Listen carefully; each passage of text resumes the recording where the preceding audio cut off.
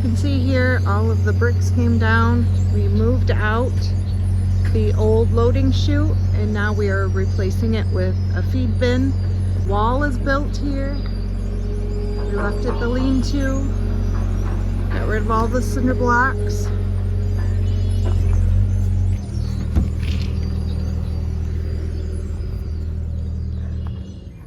Ceiling is on. Some windows are installed. It's coming a long way. We have now, it's where the exhaust fan's gonna be. We've started to put in some electric, also a propane line for heaters because you need to keep them nice and warm.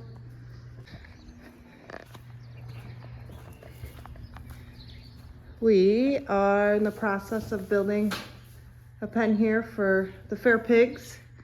We now have 3 dairy feeder steers. This one is the newest one. It's my son's. He named the dairy feeder steer after himself. This is Huck Jr. So we're excited to have him here. So right now they are setting up the automatic feeder and they're installing this like heavy duty coil here that'll go right down the tube.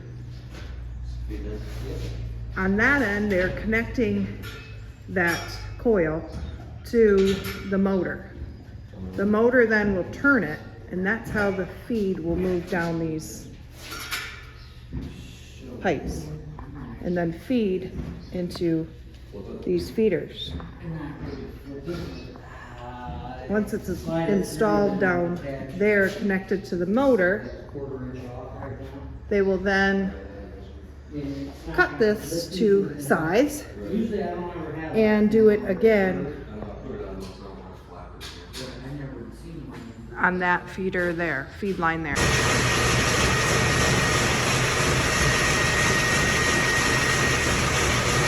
So we got our propane tank set, feed bin, all plumbed in, hooked up. We just filled it with feed, so we just put 3 ton of feed in. It is one of the old feed bins. We just cut a couple rings off of it, put the cap back on or the lid back on and set it. Works perfect, but the feed comes in.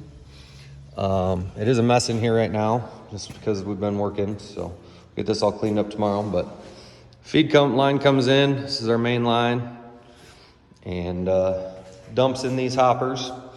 Still have to get everything adjusted perfectly yet, but you can see it fills these hoppers up. And then these feed lines carry it all the way to the end. So there's 27 feeders in here per for the barn, which is a lot more than we needed, but we had the space, so we put them in. Water lines are also in. So we have 4 water lines that are 30 foot each running in here. These 2 are only 20. We are missing 2 sections. They are sending them right now to us. That's why we have extra rope hanging so they can go all the way down and drop as soon as they come. But water line comes in right there, splits, and comes down to each of these regulators. On these drinkers, here's a little nipple right here. Just push it and drops little droplets of water out. We got those. Our brooder heaters, we've got 2 40,000 BTU heaters in here that are controlled by this thermostat right here. So I've got it set at 70 right now. I just turned it on. It's 50.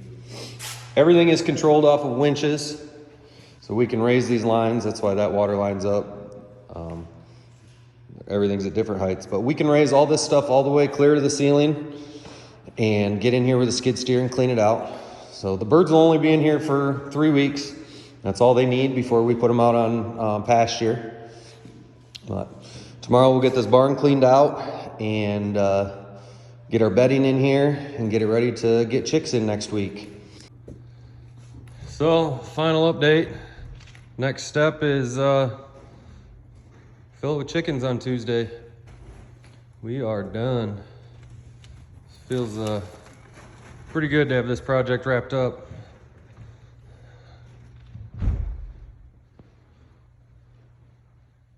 Be filling this next week and be able to start our chickens earlier every year now.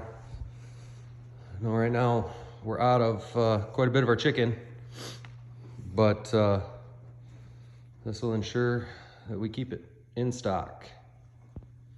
Raise a lot more, death loss will go down. We do have to put the feed drops on, but that only takes about 30 seconds to put 2 screws in, so. Next video, we'll have chickens in here.